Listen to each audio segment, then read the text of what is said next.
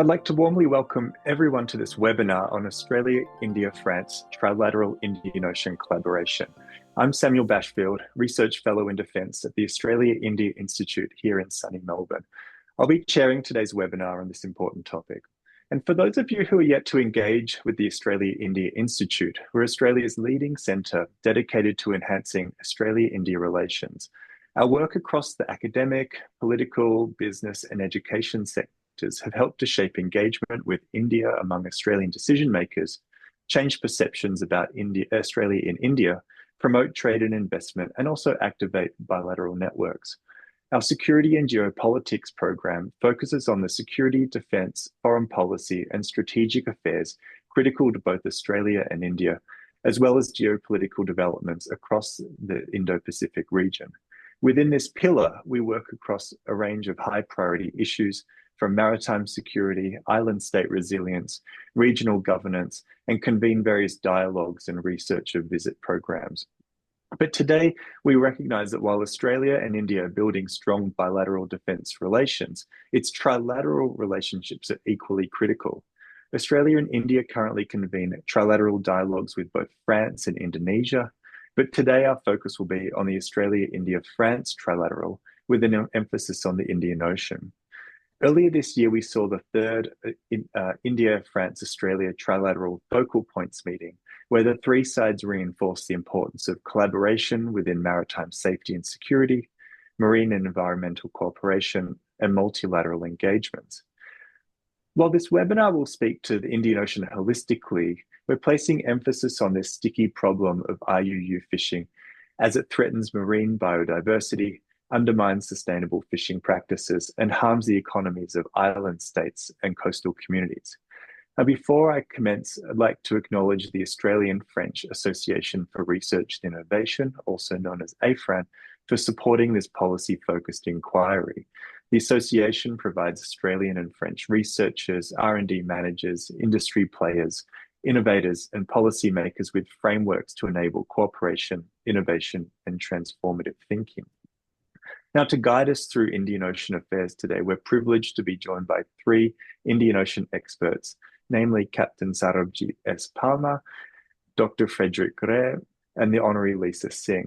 Now, I'll provide a very brief bio note to each speaker. So Captain Sarabjit Palmer is now Distinguished Fellow at the Council for Strategic and Defence Research, as well as at the Centre for Military History and Conflict Studies.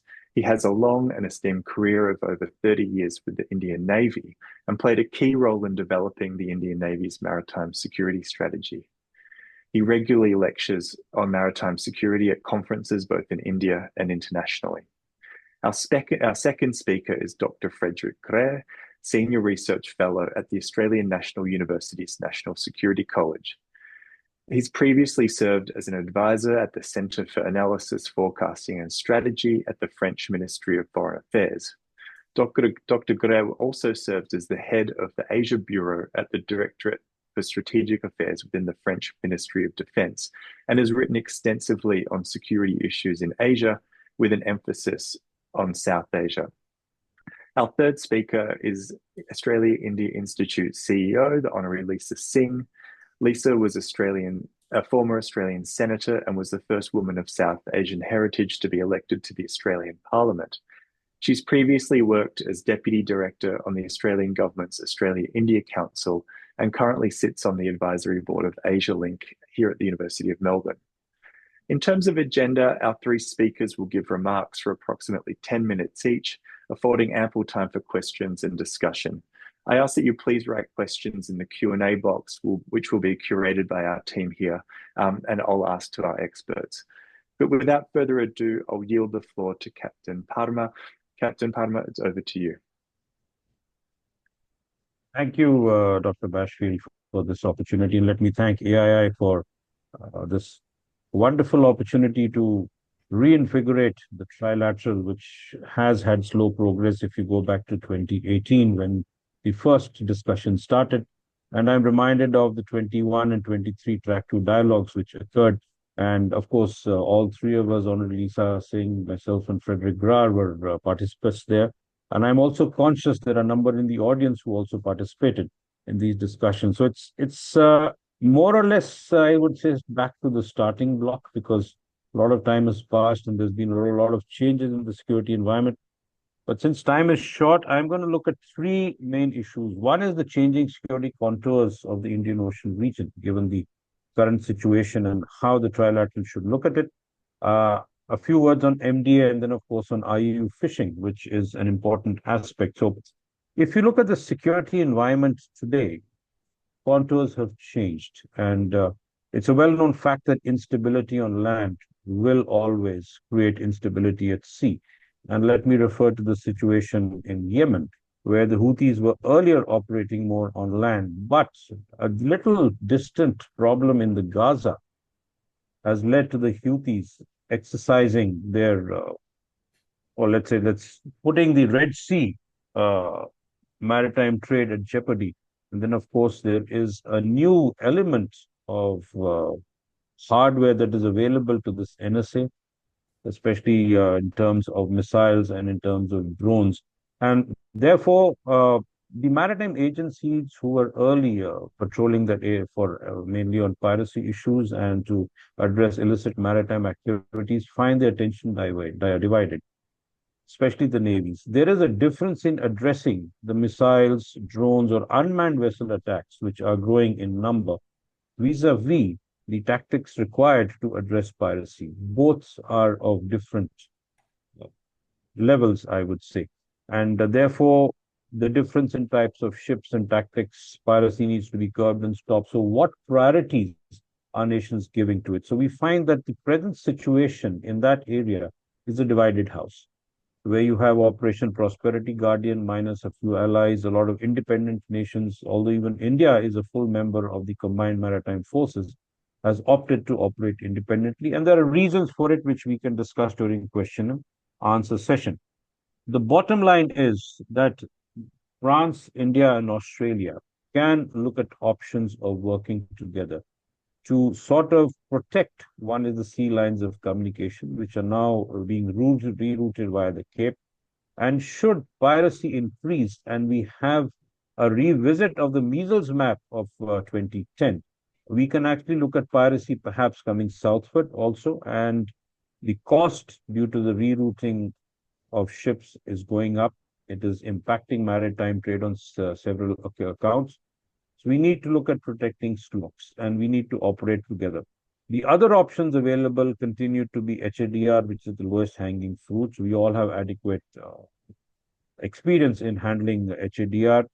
One issue is addressing pandemics, and this is something that is more recent. And if you would remember, when 2019, 2020, when COVID broke out, the Quad actually worked together. And now here we have another Indo-Pacific nation, France, and therefore the attention on the Indian Ocean region can be more concentrated. Hence, the next issue that comes along with changing contours is interoperability issues. Now, India, France have a very comfortable level of interoperability given the bilateral exercises we've done. India, Australia also has a high level of interoperability comfort level. The mere fact that our P8Is are operating out of Australia and we've had frequent exercises, we've reached a certain level of comfort and confidence, but at the bilateral level. I'm not very sure what is the level of comfort or interoperability between France and Australia. So if we need to work together, then these issues need to be addressed. And when we work as a trilateral, the effort is even more. So perhaps the first step is we could look at trilateral exercises between the three navies or maritime agencies, given the nature of issues we'd like to address. It could be navies, it could be coastguards, and therefore this, I thought, is an aspect we need to look at. Now, I am also conscious that Australia might find itself a little stretched, considering that you would have to deploy assets in the broader Indo-Pacific and also the Indian Ocean region. And therefore, that is something that Australia may like to look at. And that would also sort of influence the interoperability that we'll be looking at. But having said that, we do have logistics agreements with both France and Australia. And perhaps to ensure a higher availability of ships in the region and also for presence issues, we could look at perhaps a trilateral master ship repair agreement, much what India has done with the US recently. That would ensure longer deployment times and save transit costs for repairs at the nearest national base. And I think this would have to be looked at along with the trilateral exercises, but then there are issues that would need to be addressed. And I think in one of the discussions I had with an Australian friend of mine, the number of dry docks in Australia are limited, and I think it's on more on the eastern coast. So therefore, if you're operating in the Indian Ocean region, we do have dry docks to offer, or sort of an MRA agreement would ensure that your minor technical issues, including the setting up of a logistic supply chain, would cater for deployment and presence of the three navies together in the major Indian Ocean region. And those are my points for the changing security contours. Word on MDA. Of course, whatever work we do on the MDA would more or less be an offshoot of the IPMDA. Even if it is not, it needs to get plugged into the broader IPMDA. And therefore, the trilateral could look at regional cooperation and capacity building, look at establishing an Indian Ocean network that would finally form part, as I said, of the IPMDA. But having said that, it's too broad a region for all three nations together. So one idea is that we could look at four sub-areas, with each nation being a lead in a particular area in close proximity. And to this effect, I would say that we can break down the IOR into four sub-regions: the Arabian Sea, the Bay of Bengal, the western part of the southern Indian Ocean, and the eastern part of the southern Indian Ocean region. And the network could consist of fusion centers. How many and where can be a formal part of the trilateral discussion.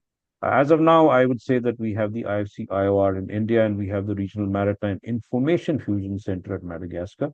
And perhaps Australia could look at Perth. It is your major city on the Indian Ocean region, which would cater for a gap in the MDA, which I think is widely existing in the overall network. In addition, we could look at setting up information hubs to provide inputs, and these hubs could be places where the fusion centers cannot be presently sent up due to reasons of capacity and capability limitations of the nation. So these information hubs would not only facilitate national requirements of MDA, but also plug into the major network. Having said that, one major element that needs discussion and has been on the Quad list is dark shipping information. The methodology, what all information could be shared, can formulate the initial discussion. Let's see where we go with that. And this would not only aid the overall MDA, but it also sharpen the focus on IUU fishing, which is an aspect that needs to be looked at.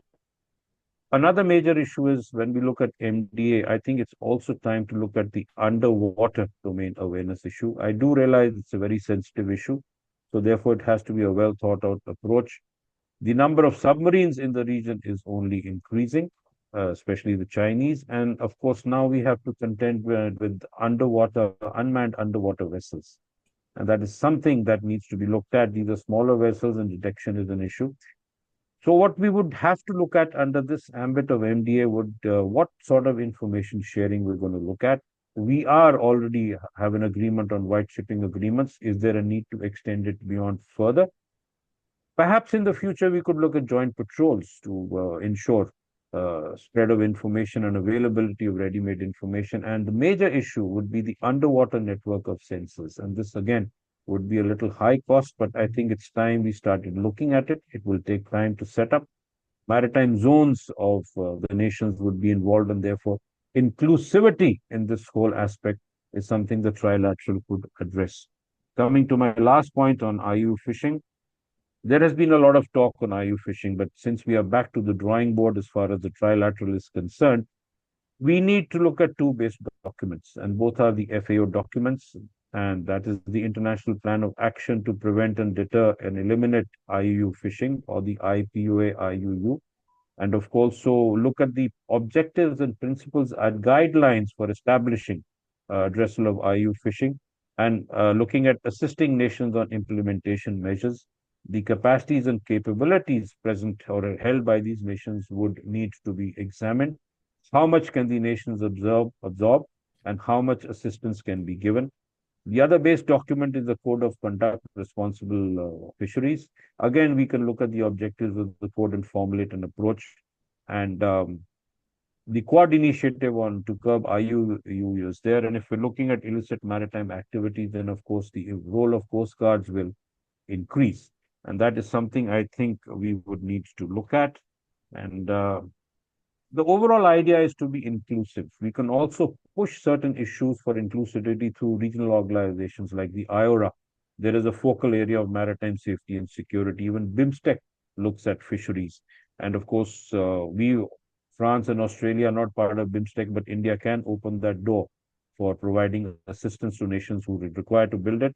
Other organizations that come to mind are the Indian Ocean Naval Symposium, where the three nations play a great role, the Indian Ocean Commission, Indian Ocean Tuna Commission. These are certain aspects that come into mind.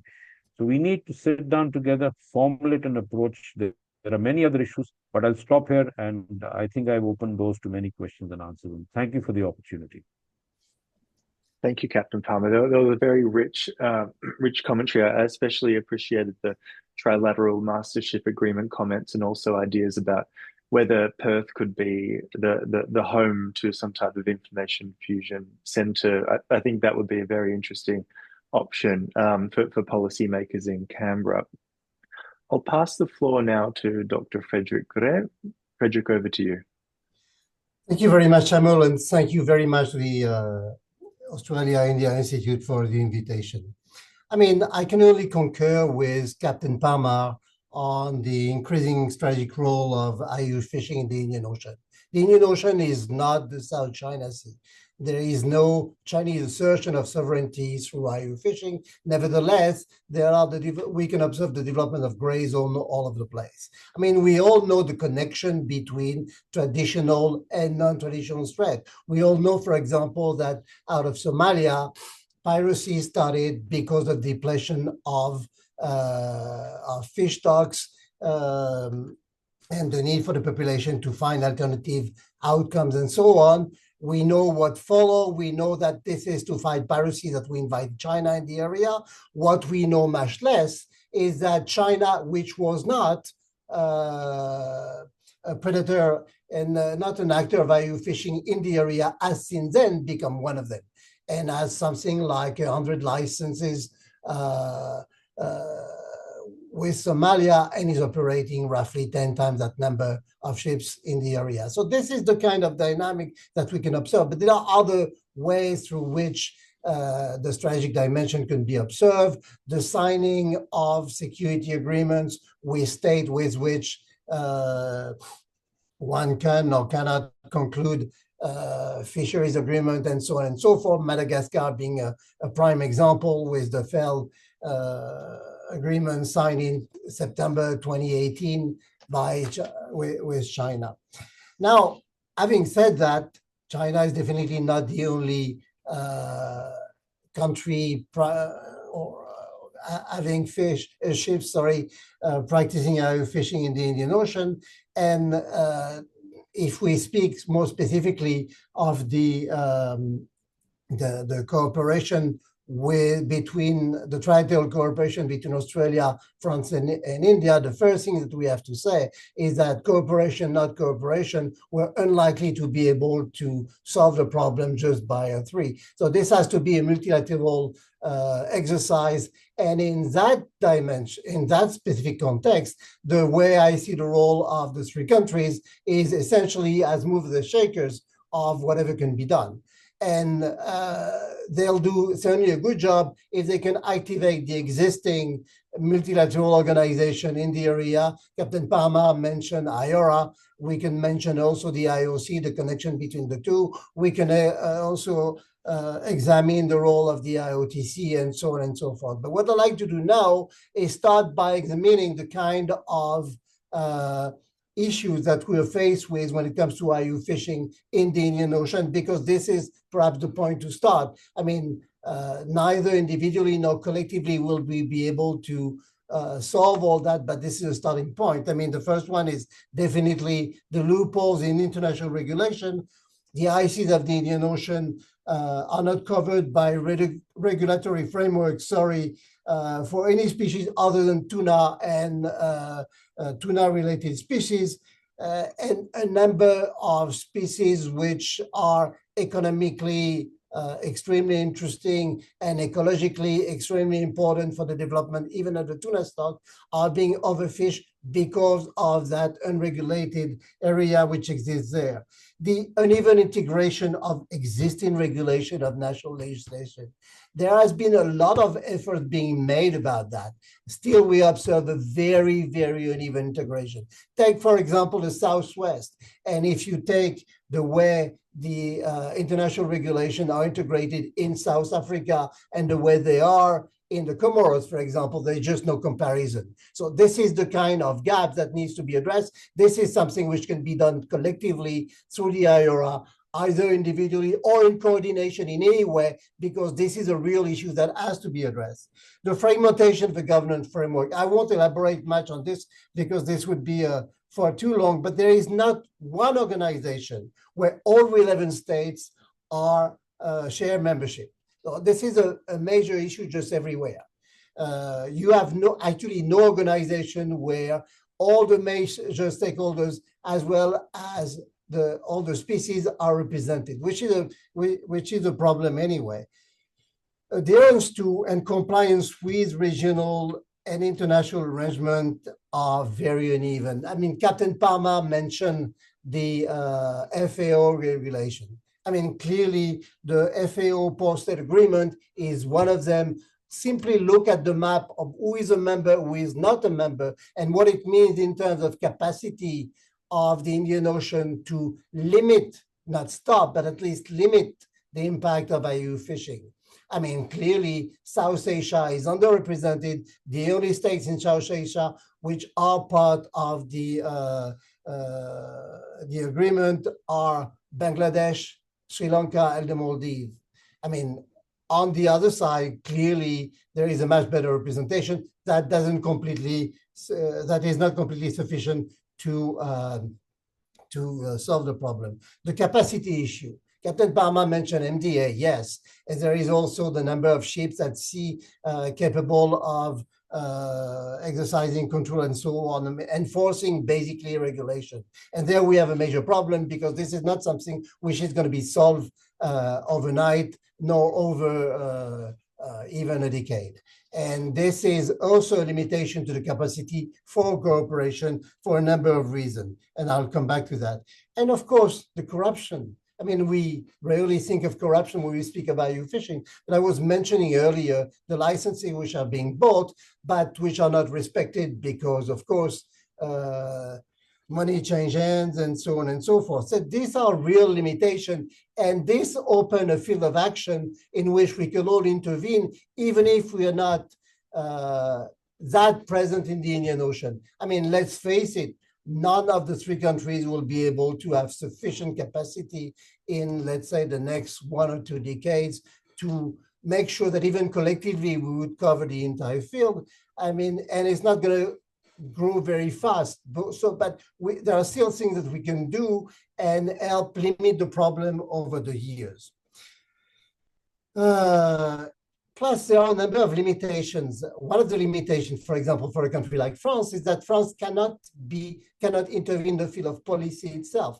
This is a prerogative of the EU, and France can intervene when it comes to law enforcement, where it can have the initiative. But I mean, policies themselves are not field. But there are things that can still be done. I mean, obviously, all the fields that I didn't mention, I mean, all the issues that I did mention earlier are issues that are either already addressed partly or where we act together either bilaterally or even trilaterally and so on, or that could be explored. But there are other ways to deal with the problem as well. I mean, first of all, do we have a precise idea of what IUU fishing represents in the Indian Ocean?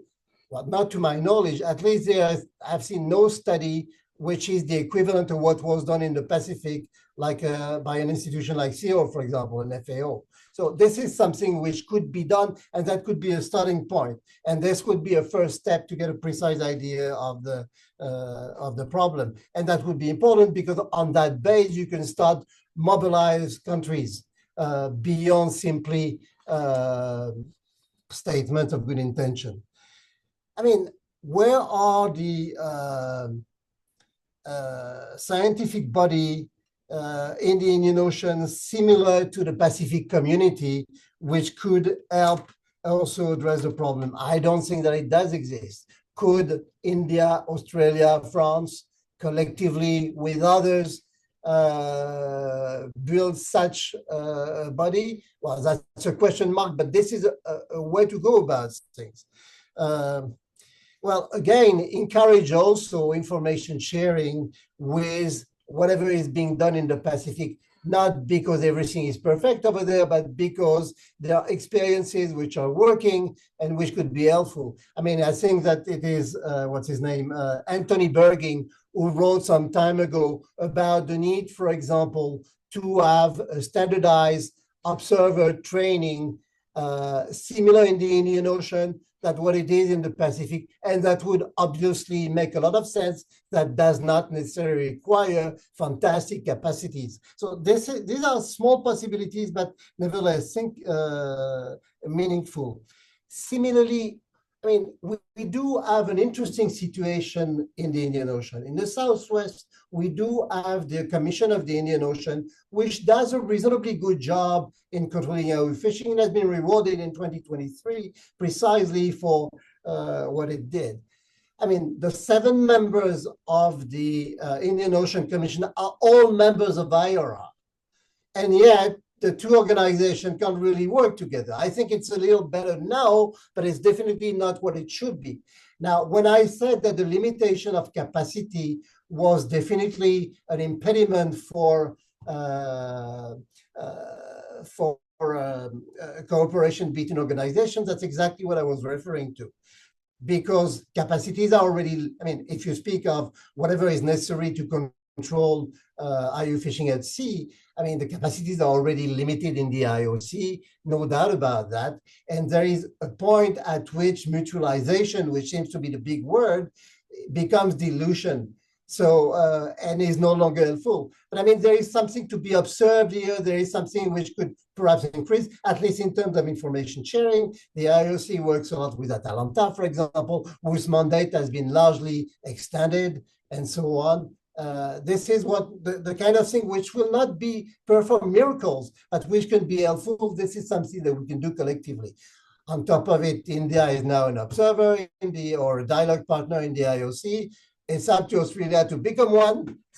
I'm not sure that there is really a willingness to do so here, but I mean, this is something which is still open to my knowledge, at least. And there are ways that we could explore that states are usually not very comfortable with, which is the publicity done around the question of IU fishing. I mean, who is better equipped, or who is most likely to put some pressure on its own government than the people who actually live out of fisheries? So initiative like Transparency, Fisheries in Transparency, can't remember the exact name, but I think you all understand what I was, the organization I was referring to, are the right thing to about it. It's something which is done on a voluntary basis. This is something that should be encouraged, that should be promoted, and so on. If need be, conferences about IU fishing could be promoted by the 3 countries and so on. These are not revolutionary ideas. This is not likely to solve the problem overnight. These are simply direction in which we could go alone or collectively. Now, one last point, since our capacities are limited, and I wanted to, and I should have added MDA, but Sarabjit did it much better than I would ever do anyway. And there too, I refer you to the work of my colleague, David Booster, who recently published something on this. I mean, the possibilities for cooperation are there. We need to coordinate, perhaps more than to cooperate, because we cannot cover the whole thing. This, and I will stop there with this. Just one thing, no miracles, just incremental improvement, but there I think are the most promising avenue for a real cooperation between the 3 countries. Thank you, Dr. Frederick, for those really insightful comments. I liked your comment earlier about Australia, India, and France being the movers and shakers in this space, and of course acknowledging the limitations, but these novel opportunities that of course do exist. And thank you for outlining them, and I'm sure we'll dig a bit deeper into them. Well, I just want to note too to our audience that we're taking questions through the Q&A function. And after Lisa's presentation, in a few moments, we'll have the opportunity to put those questions. So please do put the questions in the Q&A chat as we go. But I'll pass the floor now to Australia India Institute CEO, the Honorary Lisa Singh. Lisa, over to you. Thank you, Sam. And can I start by thanking Captain Palmer and Dr. Greer for your insightful contributions of not only identifying the challenges, but also some really practical activities and solutions that our trilateral could advance. And indeed, our three countries can play at the multilateral level. I'm going to sort of cover my recent visit to Indian Ocean island states of Mauritius and also French Department of Réunion, and also to cover off on what we see our institute's role being in this space, but also on some really important sort of practical examples as well that have been covered, but more through the Australian lens, because Australia really does play quite a unique role in where it's situated geographically. And so I'll share a little bit of that as well. But I mean, I think already very much covered, but particularly thank you, Captain Palmer, for sharing the past touch points of this trilateral's life. But, we've really highlighted already from our two experts that Australia, India and France, as prominent regional leaders, really do play pivotal roles in shaping the security policies and cooperative efforts in this Indian Ocean region. And, there's a multiple of security flashpoints that both Captain Palmer and Dr. Greer have outlined. But I think, if we think about the new frontiers of the Indian Ocean, of the blue economy, of maritime security, climate change, transnational crime, these are challenges, very much shared challenges that really do enable our three countries to play a much more pivotal role. But as Frederick mentioned, they are challenges that are really facing this part of the world that really go beyond the cooperation of our three countries alone. I think the persistent maritime security challenges, IUU fishing being a very much prominent one of that, threatens marine biodiversity, it undermines sustainable fishing practices and regional economies of island states and coastal communities. And that was something that I very much heard during my visit to Mauritius. Of course, on top of that, the threat of climate change, the territorial disputes, the piracy and other transnational organised crime do require regional actors to really examine the broader impact of security in this ocean region. And I think it's fair to say that these challenges are not just regional, but they are global. They do bring the sort of security imperatives to the doorsteps of nations in other parts of the world. And Frederick talked a bit about that as well.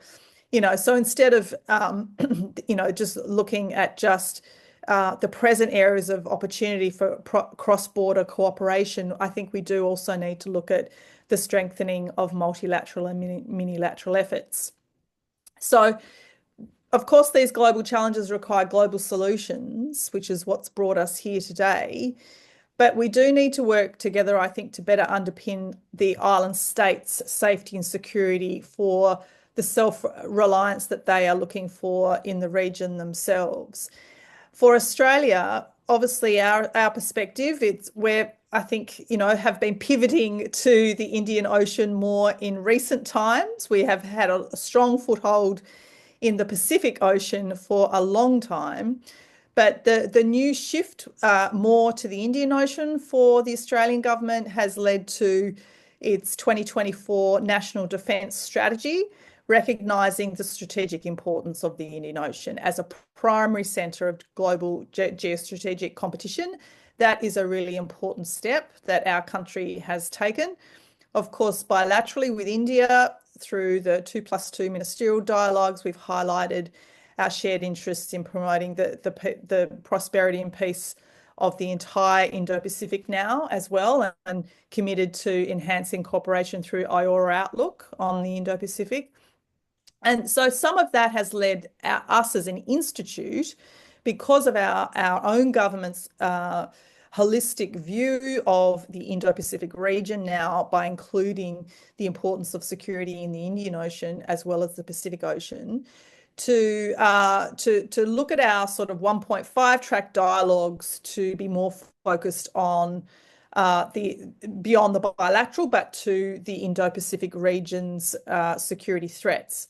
That led us to last year with Dr. David Brewster to run our Kolkata Security Dialogue, which focused on island state resilience and security, where we did address some of those common challenges and areas of opportunity to strengthen regional organisations such as IORA, but also the importance of things like disinformation campaigns that are playing out in island states as well. But out of that, and the critical sort of recommendations that came from that, one was to actually convene a dialogue that enables to hear from the voices of island states themselves. So next year, early next year, we will be hosting the next iteration of the Kolkata Security Dialogue in one of those island states, the island state of Fiji, where we will be inviting island states from the Indian Ocean and the Pacific Ocean, along with Australia and India, to come and talk about enhanced cooperation on some of the issues that we are talking about today. IUU fishing, of course, has been a focus for Australia for a little bit of time, obviously because we are the world's third largest exclusive economic zone, stretching across Pacific, Southern and Indian Oceans, and also with 80% of our Australian population living on its coastlines. That has led to our government releasing its national plan of action to prevent, deter and eliminate IUU fishing, which does sort of put forward Australia's current as well as future actions to address IUU fishing in the region. This has been a fairly big step, I think, for Australia, because that plan really does, obviously, it aims to combat IUU fishing, but it's the way in which it's focusing. It's focusing on aerial surveillance, sea patrols, real-time monitoring of fishing vessels. And of course, we know with declining fish stocks pushing fishing fleets into different areas, including into Australian waters, Australia must engage more in this space multilaterally and build coalitions against IUU fishing. Australia, of course, already participates in a range of fishing treaties, agreements and arrangements with neighbouring nations such as Papua New Guinea, New Zealand, Malaysia, Timor-Leste and Indonesia. And if we look at the most recent case of Australia's waters where IUU fishers from Papua New Guinea have been setting their nets on Australia's side of the maritime border, it recognised, which is recognised Indigenous native title areas. The case really highlights the affected communities, where they stand in building their own capabilities to monitor deployments and look at the issues of compliance in that sense. I think importantly, though, IUU fishing does not only threaten fisheries themselves, it is also a vehicle, as we know, for other illegal activities. I think, for example, fishing vessels have been used as a cover for unauthorised research activities such as seafloor surveying, as well as a tool for grey zone tactics. So the increased pressure to supply certain fish is also incentivising seafood fraud via mislabelling, and that also risks affecting consumers and undercutting Australian exporters. So it's very much more now in Australia's purview, which I think brings us to where Australia, France and India do have quite unique and complementary capabilities to address this growing threat in the region.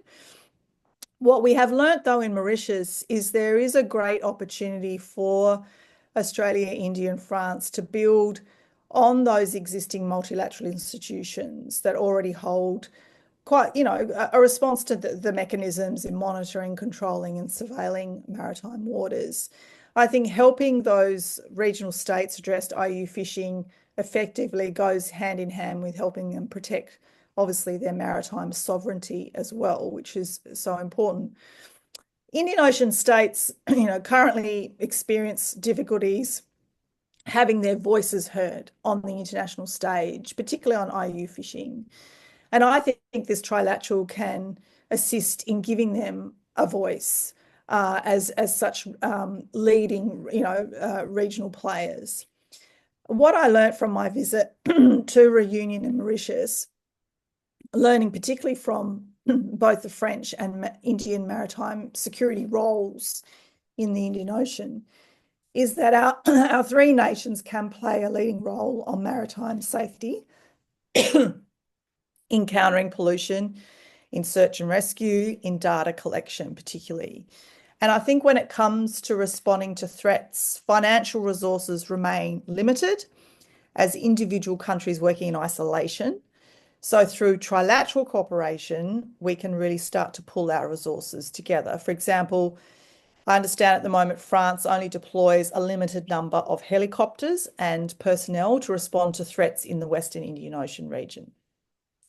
So I guess the question is how such cooperation really can be reached in a timely manner, particularly when it is about countering pollution, for example. But I think this is where we need to look at the existing architecture of multilateral engagement in the region and see how our three countries can play an active role through those existing mechanisms. And I understand there's a working group, for example, at the IOC that is being formed and led by France on maritime security. I think that working group can then feed into IORA at the sort of sub-regional level where our three countries can then respond. I think within IORA, obviously, there is a number of working groups. Working groups obviously can get a lot more actions happening more than, the broader IORA membership itself. For example, Australia and India have been co-chairing the Maritime Safety and Security Working Group, and I understand France and Madagascar are now co-chairing the National Disasters Working Group. Recommendations and action plans from those working groups can then feed into a trilateral of Australia, India and France as a way of three nations really supporting their priorities, which don't have disagreement on ideologies or norms, as opposed to the wider IORA membership. Also, during my visit to IORA, I was made aware of, obviously, IORA's limitations, and Dr. Greer has talked about that as well. IORA does have, obviously, a limited role, for example, in capacity building, in research, in norm setting capabilities. So the focus does need to be more on practical activities when we think about the current sort of frameworks of multilateral institutions that are there in the Indian Ocean region.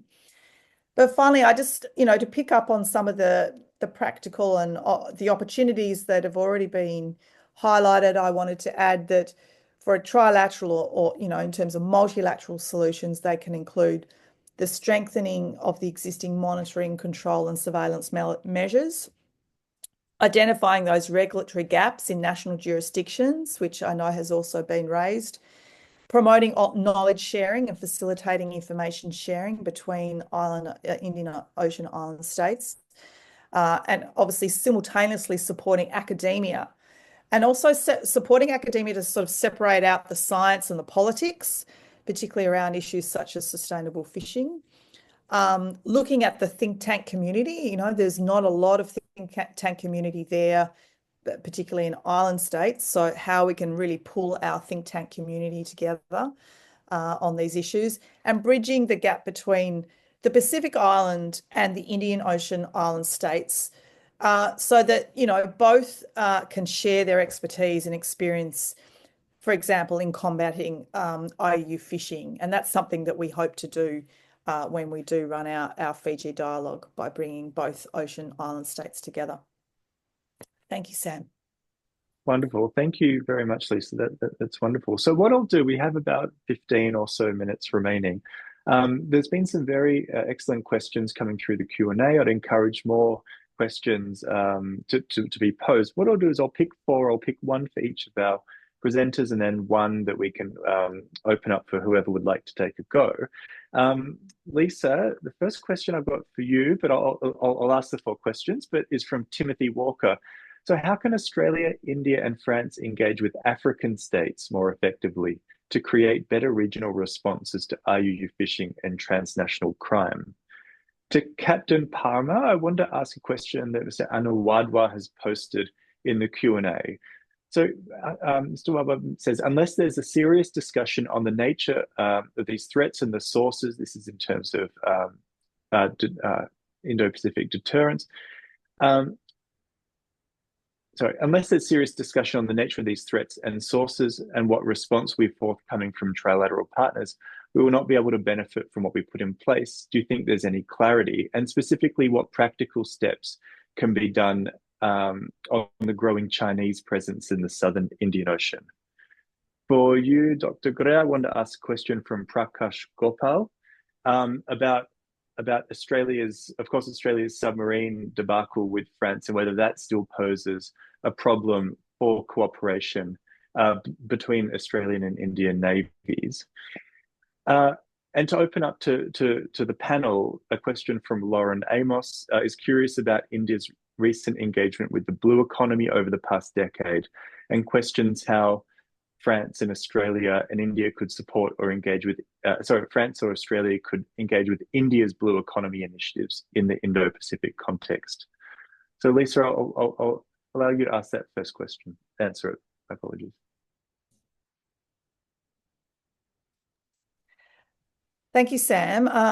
And thank you, Tim Walker, for the question. I think that, I was fortunate to be in South Africa earlier this year and engage with think tanks there, including Tim's. So it's great to hear his ongoing interest in how this trilateral could actually engage with South Africa as well, because South Africa does play such an important role, a leading role on the issues of maritime security that we've discussed today and will continue to do next year as it takes over the presidency of the G20. And I think one thing that's really important about the G20 is the T20, which is the think tank 20, that we look forward to seeing South Africa really play a role on some of the issues we're raising here today.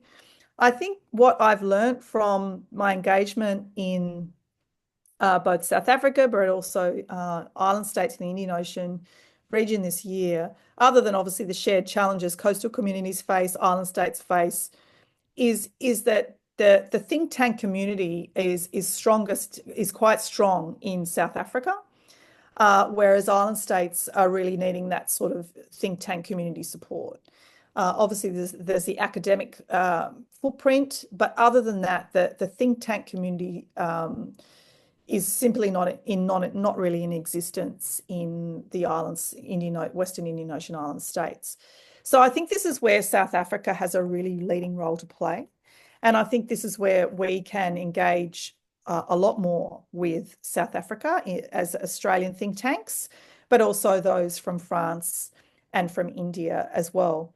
I think one of the ways, though, if we think about the multilateral frameworks that we could engage in, that I understand is being set up, is this sort of 10 RIM, this IORA, academic group, which is creating a policy platform for academics through IORA to engage. As members of IORA, we should all be able to sort of feed into that academic group, if not sit on it. I think that's a really important development, because if we don't have the research into the sorts of issues that we've been talking about today, then we can't advance the agenda on some of the solutions that we've shared and feed that back into the government level. I also think, of course, the fact that there is a Western Indian Ocean strategy is something that Australia needs to engage in a lot more. I know it's something spoken of very much here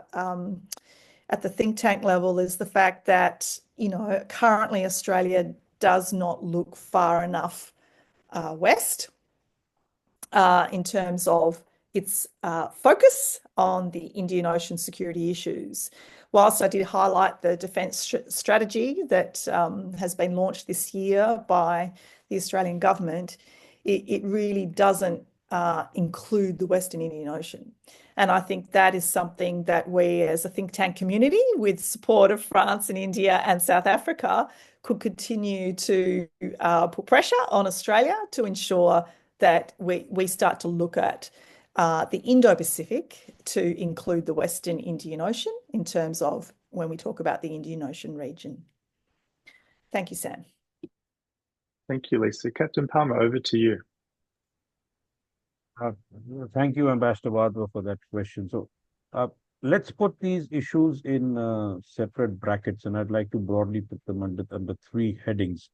One is where there is clarity on the score, and I think HADR is a perfect example of that. We have been addressing it, and of course, everything dates back to 2004, where we started off, and pandemic is also another aspect where there is clear clarity, because these are threats and risks that overtake any sensitivity issues which involve state-on-state relations. And so therefore, there are aspects like this clarity, or which have clarity. That's one grouping. The other grouping is where there is area for clarity to come about, but it needs a focused approach because of the nature of the threats that impact the regions separately and nations separately. IUU fishing is one example, and there are a number of questions regarding IUU fishing, and therefore, in the Indian Ocean region, as pointed out during the points, especially what Frederick said, is that there is not much clarity on the impact of IUU fishing on the Indian Ocean region, specifically the Southwest Indian Ocean region, and therefore some studies are need to be carried out. And as I mentioned, that it needs to have a very careful approach, and to formulate that approach, we need to go back to the drawing board, look at the guidelines set out by the two base documents, which I consider would enable us a focused approach on that. And even with that, there would be maybe issues of, say, maybe terrorism. There would be issues of smuggling, because this go back to linkages with national policies and national legislation. So there has to be a convergence on how do we look at these three or these issues at the national level, at the regional level, and in interworking between the agencies that would get involved in them. And I would say that even there are issues like, so that's a separate area, but there is a light at the end of the tunnel for clarity. The third grouping is the sensitive one, where relations between states would dictate the methodology that the three nations would like to work together. And I'd get back to the Houthi issue here, is that given the relationship between the nations who are directly and in a direct, indirect way connected with what's happening in Gaza and what's happening in Yemen and who's supporting whom, would limit the trilateral's ability to address these issues. But having said that, even in this grouping, there would be certain aspects that one nation would like to concentrate on more. And I would just say out here that India would like to perhaps focus more on piracy than addressing perhaps the Houthi issue there, because we have been impacted maximum by piracy. Should the HRA increase, we are the first nation to get impacted, costs and everything will go. But it's not something that cannot be done. But these three groupings, in a way, if they are addressed, and therefore I think there would be a solution available for all of them. Where there's no solution, we put that aspect aside and look at it a little later at a more conducive time. Regarding the Chinese presence, Samuel, if I can add on to that, that's the second, I think, question Ambassador Wadhwa put out. Now, again, China is a risk or a threat, depending upon how you look at China. India is obviously the only among the three who has a land border, so therefore the issue of China is much more for us. But the presence in the southern Indian Ocean, and then, of course, we are looking at, again, the Arabian Sea and the Bay of Bengal presence again, is something that requires monitoring. And that is something that would form part of the MDA. And depending upon the agreements of information sharing, if you have a separate package for sharing Chinese presence between the three nations, then that forms a separate sort of a conduit between the fusion centers at a direct level between the three nations. We can add on more nations who can give us more information and who are also concerned about the Chinese presence. And that would give us the ability to actually map out the intentions of the Chinese over a longer period of time. And I will stop here. Wonderful. Dr. Gray, over to you. Yes, to the question of Mr. Gopal, well, there is no question that the submarine affair the negative impact on the political relation between the two countries, that's an understatement. But at the same time, it should be known that at no point did the cooperation that were deemed essential between the two countries were stopped. So even at the peak of the crisis, a number of cooperation in the naval domain remained and were continued. Now, yeah, there are different ways to look at IU fishing. Is it an essential, is it a vital cooperation or not? This is not for me to say here, but if it's not, this is definitely a way to rebuild trust and continue to do so. And the two countries have decided to move on. We are in that phase where gradually trying to reconstruct the relationship. This is a way to, one of the ways to go about it. Wonderful. Thank you very much. So I'll have a second round of questions here that we'll have time for. So Captain Palmer, you spoke about the size of the Indian Ocean region as being too big for the three trilateral partners to cover adequately and the need to specialize. So the question is there another logical nation to join efforts, specifically in the Indian Ocean, to monitor fishing and assist with practical coverage? To Dr. Gray, we're interested in, do you see working with French islands in the Indian Ocean and Pacific island countries within this trilateral? So the question is, how can France really leverage its geography in the Indian Ocean, but also in the Pacific to use in this trilateral? And Lisa, a question for you is, how can minilaterals or trilaterals address the capacity building issues in the Indian Ocean? Dr. Palmer, if you wouldn't mind answering first, over to you. Thank you. That's an important question. And if you are to choose other partners, then first of all, we have to understand which are these partners who are the most impacted by IU fishing. One, who would have the requisite available capacity and capability, or the ability to enhance the capacity and capability so as to enhance the addressal of IU fishing under this given trilateral. And I go back to what Frederick said, that we need to have an in-depth study to decide who are those nations. But I would like to add at this stage that the most impacted, I would say, by IU fishing are the Indian Ocean island nations, because they have huge EEZs. They are unable to carry out surveillance, and therefore they need assistance on that. And I think they would be very willing to add to this as a collective group. That's one, which could also be the focus area for improving the capacities and capabilities.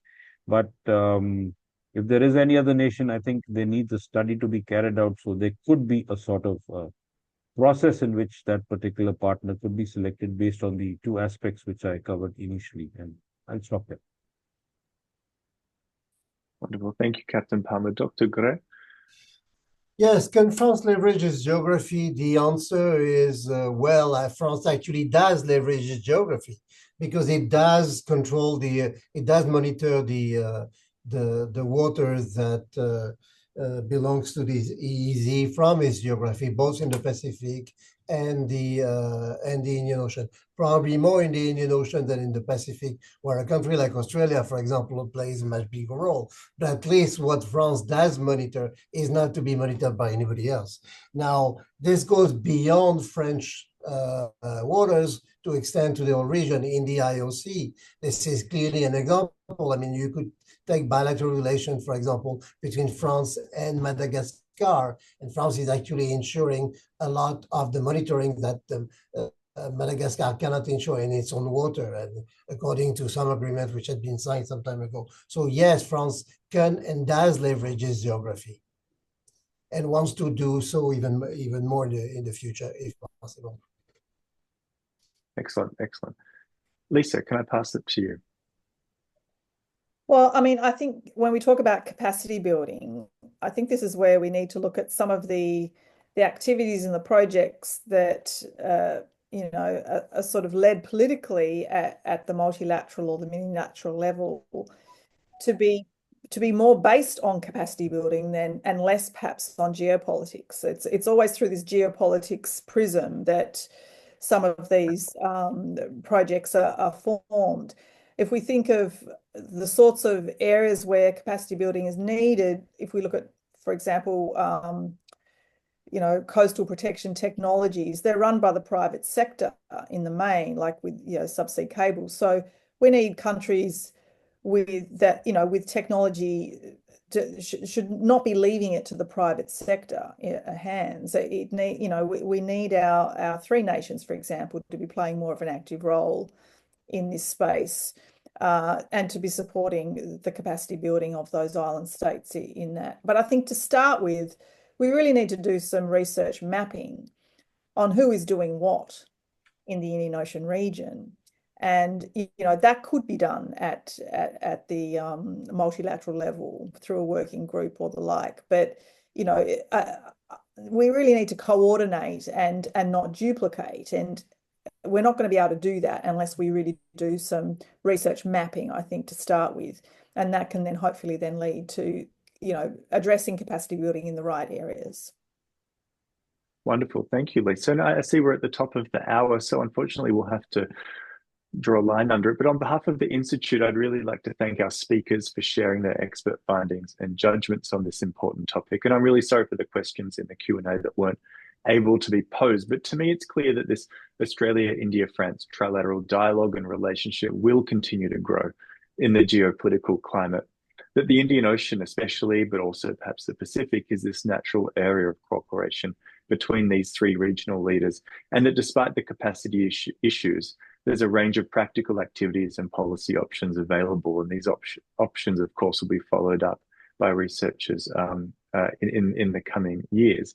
I want to thank AFRAN once again for this kind support of the initiative, and to all of those who joined and who provided comments and questions in the Q&A, and also thanks to our esteemed team here at the Institute for coordinating. Our Institute holds regular events both online and in person, and publishes a wide range of analysis on these pressing challenges. I'd really encourage you to subscribe to our newsletter and also our Chats Over Chad podcast. But once again, thank you to everyone who participated. And I'm sure this conversation will continue in both research and public policy circles in the years ahead. Thank you once again for joining. Thank you. Thank you. Thank you.